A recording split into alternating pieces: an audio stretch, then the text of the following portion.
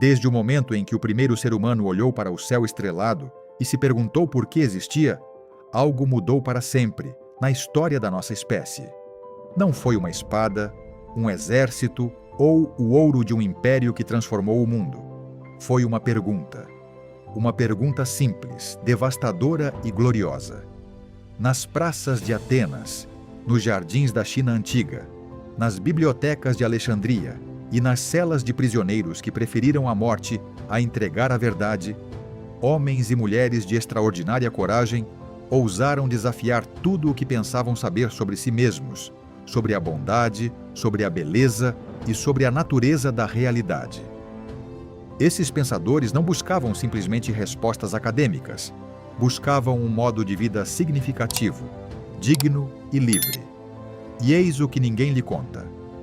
Essas mesmas perguntas que abalaram os alicerces do mundo antigo ainda pulsam, vivas e urgentes, no âmago de cada decisão que você toma hoje. Toda vez que você duvida de uma crença que sempre considerou certa, toda vez que se depara com um dilema moral sem resposta fácil, toda vez que contempla algo belo e sente que há algo além do que seus olhos podem ver, você está repetindo o ato mais antigo e revolucionário da humanidade. Você está filosofando. Bem-vindo à jornada mais profunda que uma mente humana pode empreender. Quem é você? Não o nome no seu documento de identidade, não o seu cargo, não o papel que desempenha para os outros. Mas você, a consciência por trás dos olhos que ouvem estas palavras, o ser que permanece mesmo quando todos os títulos e rótulos são removidos como camadas de uma cebola, revelando o âmago da existência. Esta pergunta, tão simples na sua formulação e tão devastadoramente complexa na sua resposta, tem obcecado os maiores pensadores da história da humanidade por mais de 2.500 anos. E o que eles descobriram pode mudar para sempre a forma como você se percebe a cada manhã. Imagine as ruas de Atenas no século V a.C. Uma cidade vibrante e barulhenta, repleta de mercadores, políticos e guerreiros que pensavam saber exatamente quem eram e qual era o seu lugar no mundo. Em meio a essa agitação, caminhava um homem estranho, de aparência desgrenhada e olhar penetrante, que parava diante de cidadãos ilustres e fazia uma pergunta aparentemente simples. Podem me explicar o que é justiça, o que é virtude, o que é o bem? O que se seguia era sempre o mesmo espetáculo fascinante e perturbador. O interlocutor começava com confiança, oferecia uma resposta segura, e então, confrontado com questionamentos persistentes, descobria com horror que, na verdade, não sabia o que pensava saber. Esse homem era Sócrates, e seu método, conhecido como maiêutica, era a arte de dar à luz verdades que já jaziam adormecidas, ocultas, dentro de cada ser humano. Sócrates não escreveu nada. Não fundou nenhuma escola formal, nem deixou tratados ordenados para a posteridade. Sua filosofia era o próprio diálogo, a conversa viva, a faísca acesa, quando duas mentes se encontram com honestidade radical e sem medo de descobrir que estavam erradas. O que ele nos legou, por meio dos escritos de seu discípulo mais brilhante, Platão, foi a convicção mais subversiva e libertadora já formulada.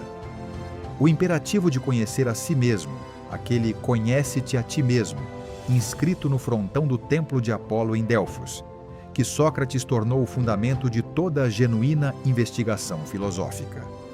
Para ele, uma vida não examinada não merecia ser chamada de vida humana, pois uma existência arrastada por costumes e opiniões alheias nada mais era do que uma forma sofisticada de sonambulismo. Mas o que significa exatamente examinar nossas vidas? O que significa nos questionarmos sobre o ser? Essa disciplina que os filósofos chamam de ontologia, do grego ontos, que significa ser, e logos, que significa estudo ou razão. A ontologia não é um jogo intelectual reservado a acadêmicos trancados em bibliotecas. É a questão mais urgente e prática que existe. porque tudo o que fazemos, tudo o que escolhemos e tudo o que sofremos se baseia, consciente ou inconscientemente, na resposta que demos ou evitamos dar a esta pergunta fundamental: o que sou eu? Vamos avançar 2000 anos no tempo e viajar para a França do século XVII. Um matemático e filósofo de inteligência extraordinária atravessa uma crise que muitos de nós reconhecemos: a sensação de que tudo o que ele pensava saber poderia ser falso. René Descartes, insatisfeito com as certezas herdadas da tradição medieval e deslumbrado pelo rigor da matemática, decidiu fazer algo que poucos seres humanos têm a coragem de tentar: duvidar de tudo. Não se tratava de uma dúvida caprichosa ou nihilista, mas de uma dúvida metódica, sistemática, cirúrgica, com a precisão de um cirurgião que remove tecido doente para alcançar osso saudável. Nossos sentidos nos enganam constantemente. O mundo externo pode ser uma ilusão. Nosso próprio corpo pode ser o cenário de um sonho prolongado. E no fundo desse abismo de incerteza, Descartes encontrou algo que não podia negar sem cair em uma contradição insolúvel: o próprio fato de estar duvidando. Duvidar é pensar, e pensar implica existir. Cogito ergo sum. Penso, logo existo. Palavras que abalaram os alicerces da filosofia ocidental e que, em sua aparente simplicidade, escondem uma profundidade que ainda nos desafia hoje. Descartes não estava simplesmente dizendo que existimos porque pensamos. Ele estava apontando que a consciência, o puro ato de estar consciente, é a única coisa que temos garantida com absoluta certeza. Tudo o mais, o corpo, o mundo, outros seres humanos, pode ser questionado filosoficamente. Mas o fato de existir algo que experimenta, que duvida, que sente, que percebe, esse fato é indestrutível, inabalável, anterior a qualquer outra verdade. E essa descoberta nos confronta com a mesma questão que Sócrates levantou nas ruas de Atenas: se aquilo que pensa e existe não é apenas o corpo, se não é apenas o nome ou o papel social, então o que é? É aqui que a ontologia deixa de ser filosofia abstrata e se torna algo urgentemente pessoal. Pensemos em nosso próprio cotidiano. Quantas vezes nos identificamos completamente com um resultado, uma vitória, um fracasso ou a opinião de outra pessoa, e sofremos como se esse evento externo fosse a totalidade de quem somos? O estudante que reprova em um exame e conclui que é um fracasso, o profissional que perde o emprego e sente que perdeu sua identidade, a pessoa que recebe críticas e as interpreta como um julgamento definitivo sobre seu valor como ser humano. Em todos esses casos, há uma profunda confusão entre ser e fazer, entre a consciência que observa e os eventos que a consciência experimenta. Essa confusão, justamente o que Sócrates procurou dissipar com suas perguntas e o que Descartes tentou resolver com sua dúvida metódica, é a fonte de uma imensa quantidade de sofrimento evitável. As tradições filosóficas orientais chegaram a conclusões surpreendentemente semelhantes. Os filósofos budistas falavam do eu não como uma entidade fixa e permanente, mas como um processo dinâmico, um rio que flui incessantemente e só parece sólido quando observado de longe. Essa ideia tem uma consequência libertadora extraordinária. Se o ser não é algo estático, que pode ser definitivamente categorizado e julgado, então a genuína possibilidade de transformação sempre existe. Não devemos pensar que essas reflexões pertencem exclusivamente ao mundo da teoria. A questão do ser tem consequências diretas em como lidamos com o fracasso, como reagimos às críticas, como construímos nossa autoestima e como enfrentamos a mudança. Uma pessoa que confunde o seu ser com o seu fazer viverá permanentemente à beira do colapso da identidade, porque os resultados externos são, por natureza, voláteis e imprevisíveis. Uma pessoa que começou a distinguir entre quem ela é e o que ela faz possui uma estabilidade interior, que nenhum evento externo pode destruir completamente. E aqui chegamos ao primeiro exercício prático desta jornada filosófica. Durante os próximos 7 dias, ao final de cada dia, dedique 5 minutos ao que os filósofos chamam de exame socrático de consciência. Sente-se em silêncio, feche os olhos e faça a si mesmo uma única pergunta: quantas vezes hoje confundi o que fiz, ou o que me aconteceu, com quem eu sou? Não para se julgar ou se atormentar, mas com a mesma curiosidade serena com que um cientista observa um experimento sem apego ao resultado. Anote o que encontrar. Observe os momentos em que seu senso de identidade dependeu inteiramente da aprovação dos outros, do resultado de uma tarefa ou de uma comparação com os outros. Esse ato de observação, essa breve pausa entre o evento e a reação, entre o estímulo e a resposta, é precisamente o espaço que Sócrates chamou de sabedoria. Nesse minúsculo espaço, quase imperceptível a princípio, reside uma liberdade mais poderosa do que qualquer circunstância externa. Porque a filosofia, em seu sentido mais antigo e autêntico, não é uma coleção de teorias para impressionar em conversas. É a arte de aprender a viver com os olhos abertos, de habitar a própria existência com plena consciência e com a coragem de não aceitar respostas fáceis para perguntas que merecem nossa total atenção. A primeira dessas perguntas, a mais urgente, a mais revolucionária, continua a ressoar hoje com a mesma força com que sacudiu as ruas de Atenas há 25 séculos. Quem é você, de verdade? Você já tomou uma decisão que pareceu absolutamente correta na hora, apenas para descobrir mais tarde que estava completamente errado? Ou já ouviu um argumento que soava convincente, até mesmo sedutor, mas algo dentro de você sussurrava que havia algo fundamentalmente falho nele? Essa tensão que sentimos entre o que pensamos saber e o que realmente sabemos, entre a aparência da verdade e a verdade em si, é precisamente o campo de batalha onde nasceu uma das disciplinas mais fascinantes e necessárias de toda a filosofia.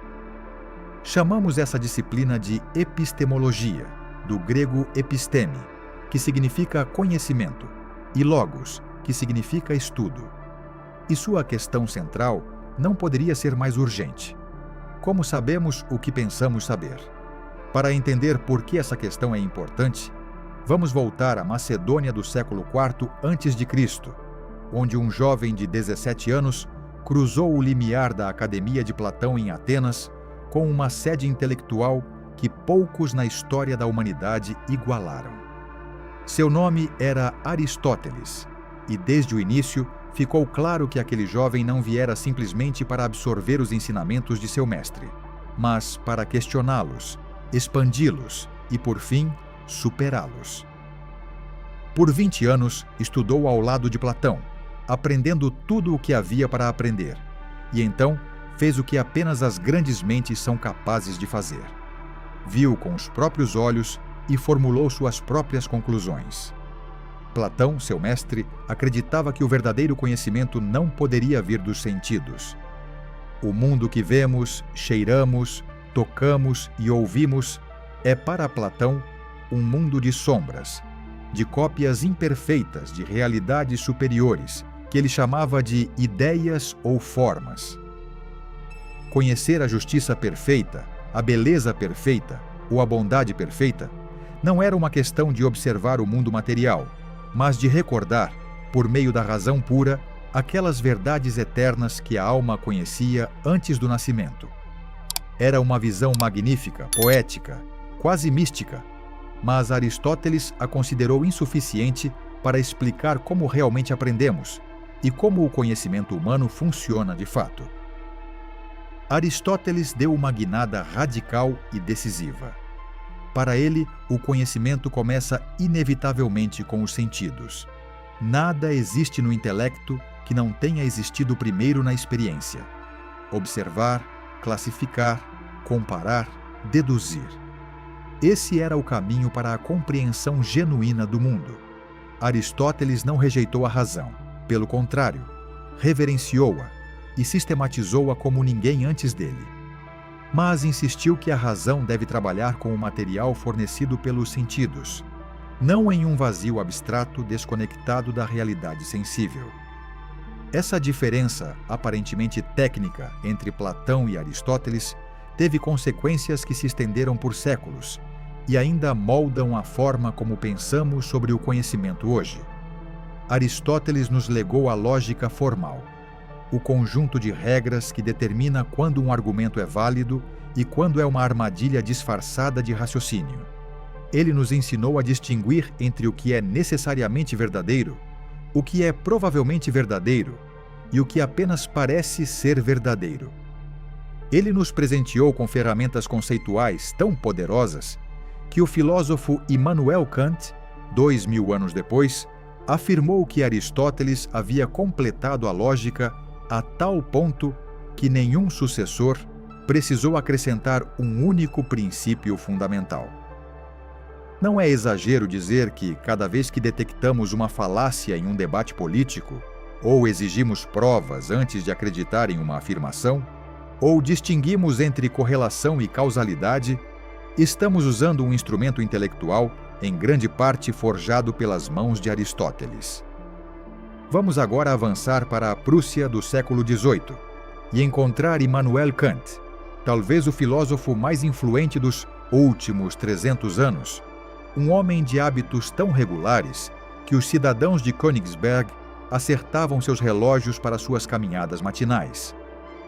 Kant vivenciou uma das crises intelectuais mais produtivas da história do pensamento.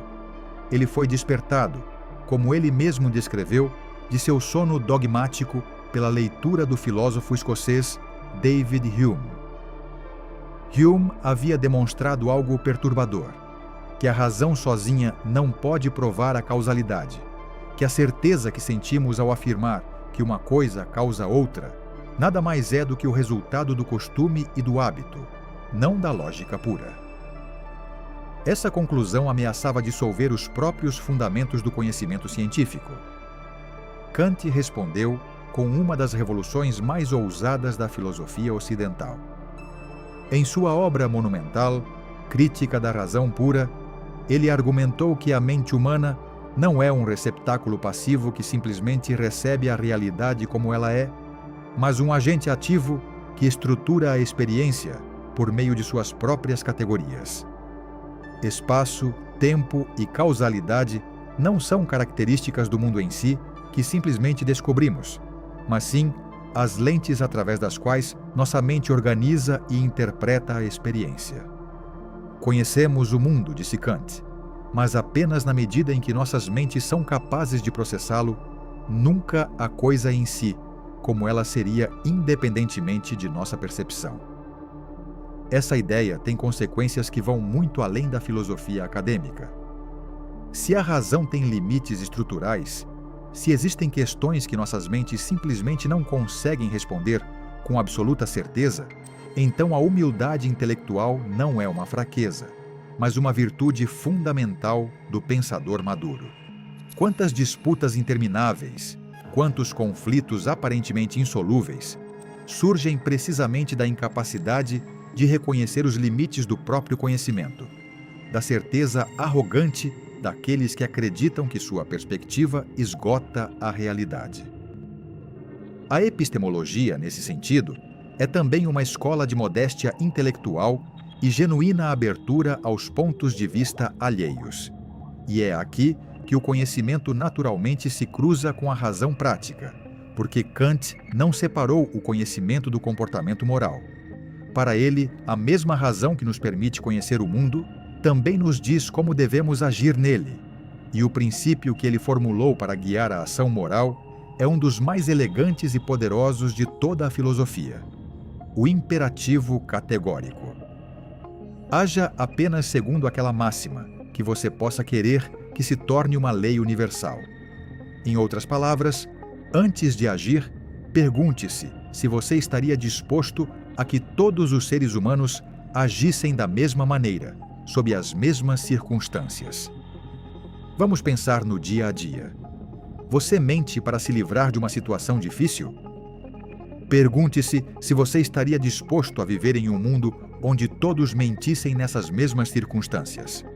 A resposta, obviamente, é não, porque um mundo de mentiras generalizadas destrói a confiança que torna a própria comunicação possível. Você quebra uma promessa quando ela não lhe convém mais? O mesmo teste revela que isso também não pode ser universalizado sem destruir a própria instituição da promessa. Kant, portanto, nos oferece uma ferramenta racional para avaliar nossas ações que não depende de emoções, convenções culturais ou das consequências particulares de cada situação, mas sim da coerência lógica dos princípios que escolhemos seguir. O segundo exercício prático desta jornada filosófica envolve aplicar o que poderíamos chamar de filtro socrático kantiano ao consumo de informações durante uma semana. Toda vez que você ler uma notícia, ouvir uma opinião ou receber uma afirmação apresentada como verdade, faça a si mesmo 3 perguntas. Quais são as evidências que a sustentam? Será que existe uma perspectiva alternativa legítima que eu não esteja considerando? E será que a aceito porque faz sentido ou simplesmente porque confirma o que já acredito? Este exercício, aparentemente simples, mas profundamente transformador na prática, é a diferença entre pensar e acreditar que pensamos. Aristóteles o chamaria de exercício da razão.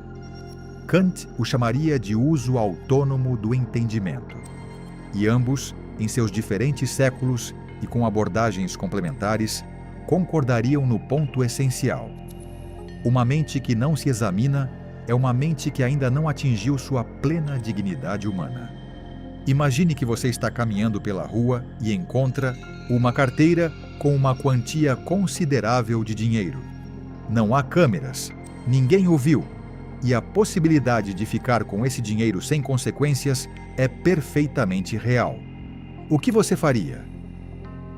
Agora, imagine que a resposta muda se você descobrir que o dono da carteira é uma pessoa rica. Ela muda novamente se você descobrir que se trata de uma família que vive em extrema pobreza? Essas perguntas aparentemente simples revelam algo profundo e perturbador: que nossas intuições morais são muito mais complexas, contraditórias e dependentes do contexto do que estamos dispostos a admitir no dia a dia. E é precisamente nessa complexidade que a ética, o ramo da filosofia que estuda o bem, o mal e como devemos viver, encontra sua razão de ser. A ética não é um código de regras imposto de cima para baixo. Não é uma lista de proibições de qualquer autoridade religiosa, nem os regulamentos de qualquer instituição. Em seu sentido mais verdadeiro, é o esforço contínuo da razão humana para responder à pergunta mais pessoal e, ao mesmo tempo, mais universal que existe: como devo agir para viver bem e tratar bem os outros? Ao longo da história, 3 grandes tradições de pensamento propuseram respostas distintas, cada uma com uma poderosa lógica interna, e cada uma com limitações que as outras procuram corrigir. Compreendê-las não é um exercício acadêmico, é munir-se de diferentes mapas para navegar pelo terreno moral da vida real. A primeira grande tradição é a ética da virtude, e seu arquiteto mais brilhante foi Aristóteles, o mesmo filósofo que encontramos no capítulo anterior, argumentando em favor dos direitos da experiência contra a teoria pura. Para Aristóteles, a questão ética fundamental não era: o que devo fazer nesta situação específica? Mas uma questão mais profunda e abrangente: que tipo de pessoa devo ser? Porque para ele, as ações corretas não surgem do cumprimento de regras externas, mas do caráter cultivado ao longo do tempo, dos hábitos que forjamos através da prática repetida da virtude. Aristóteles introduziu o conceito de eudaimonia, que muitas vezes é traduzido como felicidade, mas que, na verdade, significa algo mais próximo do pleno florescimento humano, da realização de tudo o que um ser humano pode se tornar. A boa vida, disse ele, não é a vida de prazeres ou de acumulação de riquezas, mas a vida na qual exercemos com excelência as capacidades que nos são próprias como seres racionais e sociais. A excelência, ou areté, não é improvisada. Constrói-se com a mesma paciência e persistência com que um artesão aperfeiçoa seu ofício, repetindo o ato virtuoso até que a virtude se torne instintiva. A excelência não é um ato, disse ele, mas um hábito. Séculos mais tarde, na Europa do século XVIII, surgiu uma tradição radicalmente diferente. Jeremy Bentham, filósofo e jurista inglês de espírito reformista, propôs que o critério moral para qualquer ação deveria ser único: a quantidade de bem-estar ou sofrimento que ela produz. Essa escola de pensamento, conhecida como utilitarismo, foi posteriormente refinada e popularizada por John Stuart Mill, e sua lógica central parece, à primeira vista, irresistivelmente sensata. Se uma ação produz a maior felicidade para o maior número de pessoas, então essa ação é moralmente correta. O cálculo das consequências é o tribunal final perante o qual qualquer decisão moral é julgada. O utilitarismo possui um enorme poder como instrumento de política pública e para avaliar ações coletivas. Ele nos força a sair do círculo restrito de nossos interesses pessoais e a considerar o impacto real de nossas decisões no bem-estar de todos os afetados. Mas também enfrenta objeções devastadoras que seus críticos prontamente levantaram. Se torturar uma pessoa inocente pudesse salvar a vida de 100, o cálculo utilitarista pareceria justificá-la. Se sacrificar a liberdade de uma minoria produzisse maior bem-estar para a maioria, a lógica das consequências poderia endossar essa injustiça. E é aqui que o utilitarismo se choca frontalmente com a segunda grande tradição ética, a deontologia de Kant. Já estamos familiarizados com o meticuloso filósofo de Königsberg do capítulo anterior. Mas, no âmbito da ética, Kant representa algo ainda mais radical do que na epistemologia. Para ele, a moralidade não tem absolutamente nada a ver com as consequências de nossas ações. Uma ação não é boa porque produz bons resultados. Ela é boa ou má por causa do princípio que a motiva. Mentir continua sendo imoral, mesmo que produza uma consequência aparentemente benéfica, porque mentir viola o imperativo categórico que já exploramos. O princípio que afirma que devemos sempre tratar cada ser humano como um fim em si mesmo, nunca como um mero instrumento para atingir nossos objetivos. Essa defesa da dignidade humana incondicional é um dos legados mais extraordinários da filosofia kantiana, e seu eco ressoa nos fundamentos dos direitos humanos modernos. Mas também tem sido criticada por sua rigidez. É realmente imoral mentir para proteger uma pessoa inocente de um assassino? A obediência cega a um princípio abstrato pode ser justificada quando as consequências reais são o sofrimento de indivíduos concretos? Essas tensões não têm uma resolução simples, e é precisamente por isso que são tão valiosas. Elas nos ensinam que a vida moral é genuinamente complexa e que qualquer sistema que tente eliminar essa complexidade de uma só vez deve nos deixar desconfiados.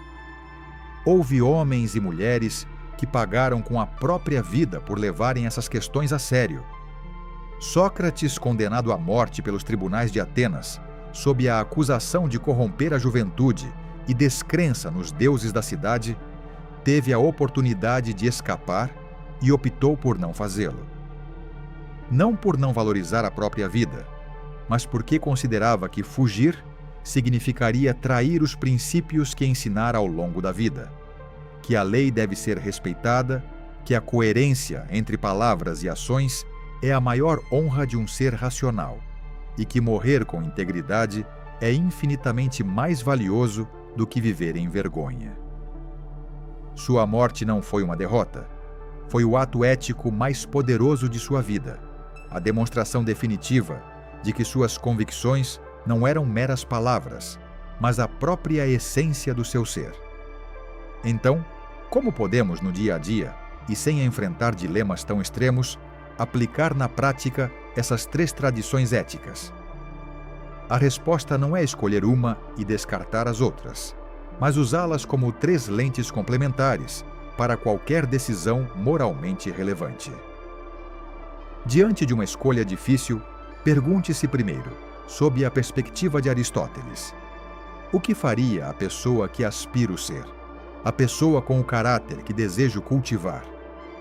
Então, da perspectiva de Kant: estou tratando todos os envolvidos como fins em si mesmos? Ou estou usando alguém como um meio para meu próprio benefício? E, finalmente, do ponto de vista do utilitarismo: considerando todos os afetados igualmente, qual ação produz o maior bem e o menor mal?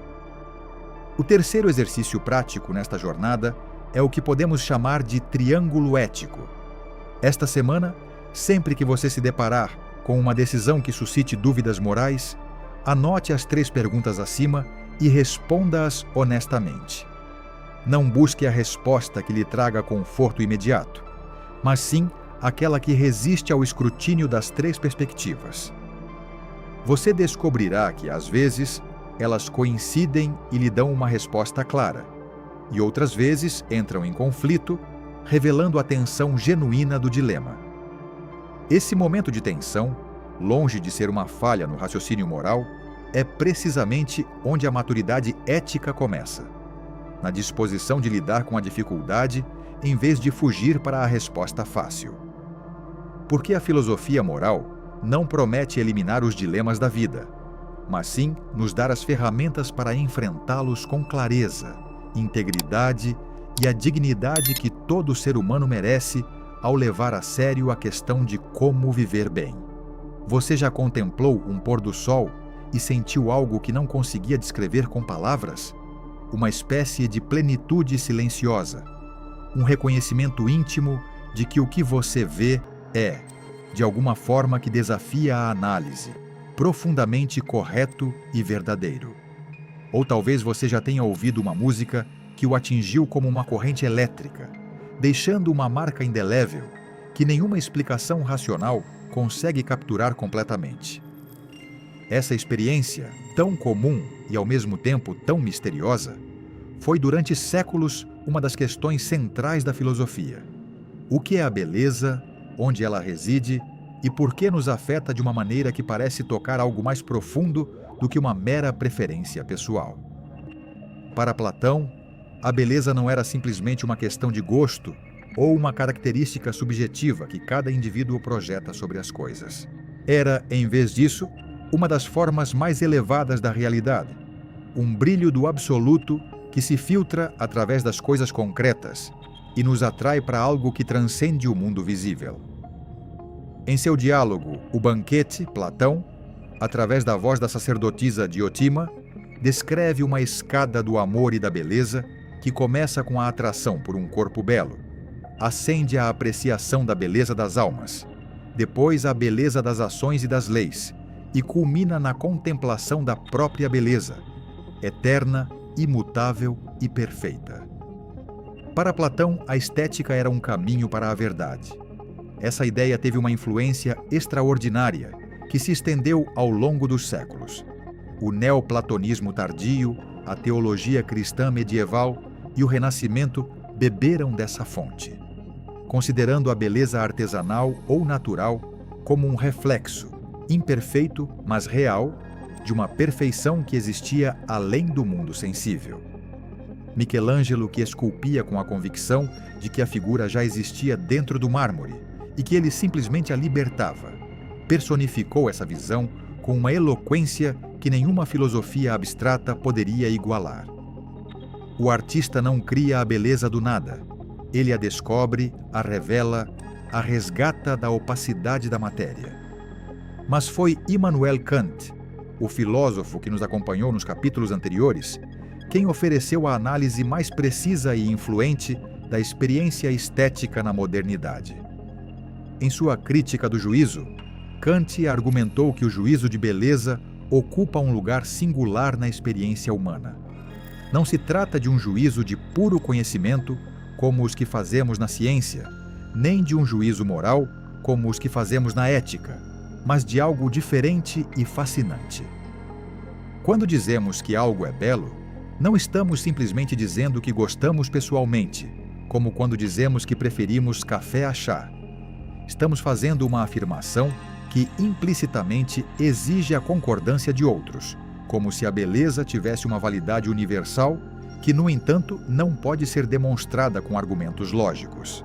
Esse paradoxo kantiano captura algo que todos nós já experimentamos: a frustração quando alguém de quem gostamos não consegue enxergar a beleza em algo que nos parece deslumbrante.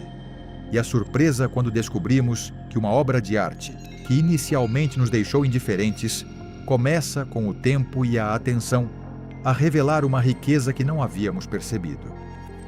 Ambas as experiências sugerem que a beleza não é puramente subjetiva nem puramente objetiva, mas existe naquele espaço misterioso e fértil entre a obra e o observador, entre o mundo e a mente que a contempla.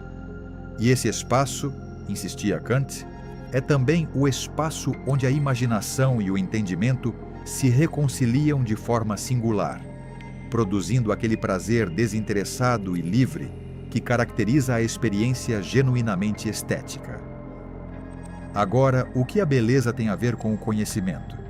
Mais do que pode parecer à primeira vista.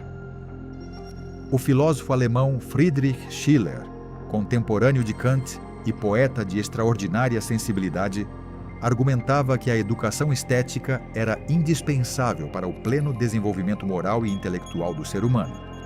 Sem a capacidade de apreciar a beleza, de ser tocado por ela, de cultivar a sensibilidade que nos permite percebê-la em suas formas mais sutis, a razão torna-se árida, rígida e incapaz de apreender a riqueza da realidade. A beleza, nesse sentido, não é um luxo decorativo que acrescentamos a uma vida já plena. É uma dimensão constitutiva da inteligência completa, do conhecimento que não apenas compreende, mas também sente a profundidade daquilo que compreende. Consideremos o que isso significa para o nosso dia a dia. Vivemos numa cultura que tende a valorizar quase exclusivamente o que é útil, eficiente, mensurável e rentável. A experiência estética é relegada ao tempo livre, como se fosse uma recompensa que nos permitimos após cumprir as sérias obrigações da existência. Mas os filósofos que exploramos nesta jornada propõem algo radicalmente diferente: que a atenção à beleza, a disposição de deter-se diante do belo, com presença genuína e sem pressa, é em si mesma uma forma de conhecimento, uma maneira de se relacionar com a realidade que ativa capacidades que o pensamento puramente analítico não consegue despertar por si só. A filósofa francesa Simone Weil, uma das vozes mais originais do século XX, expressou isso com uma força que ainda ressoa em nós. A atenção plena, essa capacidade de estar completamente presente diante do que está à nossa frente, sem projetar nossos desejos ou nossos medos, sem tirar conclusões precipitadas, é a forma mais elevada, tanto de amor quanto de conhecimento. E é essa mesma atenção que nos permite perceber a beleza onde um olhar apressado e distraído vê apenas o comum. A filosofia nos ensina, em última análise, a olhar mais profundamente, a habitar cada momento com uma consciência mais rica e desperta. E assim, chegamos ao ponto em que os 5 conceitos que exploramos ao longo desta jornada convergem para algo que poderíamos chamar de a arte de viver filosoficamente. Ser, razão, ética, conhecimento e beleza não são compartimentos separados do pensamento humano. São dimensões interligadas de uma única questão que pulsa no âmago de toda a existência consciente.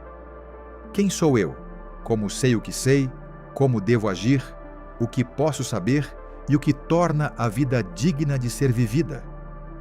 Essas questões não têm respostas definitivas que são arquivadas e esquecidas, mas sim se aprofundam e se transformam ao longo de uma vida de prática reflexiva. O quarto exercício prático que propomos é o diário de atenção estética. Durante 7 dias, escolha um objeto, um som, uma paisagem natural ou uma obra humana a cada manhã e dedique 5 minutos de atenção completamente livre de distrações a ele. Não tente analisá-lo ou classificá-lo, simplesmente observe-o com a mesma presença que uma criança demonstra ao ver algo pela primeira vez. Ao final de cada dia, anote o que você notou que não havia notado antes, quais perguntas surgiram, quais conexões inesperadas apareceram em sua mente. Você descobrirá que este exercício não apenas aguça sua sensibilidade estética, mas também começa a transformar a qualidade da sua atenção em todas as outras áreas da vida. E o quinto e último exercício é o mais simples e o mais exigente de todos: a prática semanal da questão filosófica pessoal. Uma vez por semana, escolha uma das grandes questões que exploramos. Quem sou eu além dos meus papéis? Como distinguir o verdadeiro conhecimento da mera opinião? Que tipo de pessoa quero ser? O que considero verdadeiramente belo e por quê? E escreva por 15 minutos, sem censura ou correção, deixando sua mente explorar livremente. Não busque a resposta definitiva. Busque o pensamento vivo, o movimento da compreensão que se examina com honestidade e coragem. É precisamente a partir desses 5 exercícios, dessas 5 portas de entrada para o ser, a razão, a ética, o conhecimento e a beleza, que a filosofia transcenderá a mera coleção de ideias admiráveis e se tornará uma forma de habitar a existência. Os grandes filósofos que encontramos nesta jornada, Sócrates nas ruas de Atenas, Aristóteles em sua luminosa escola peripatética, Descartes em seu quarto de inverno, Kant em suas caminhadas matinais por Königsberg, não nos legaram respostas para arquivar. Legaram-nos o exemplo de vidas dedicadas ao questionamento.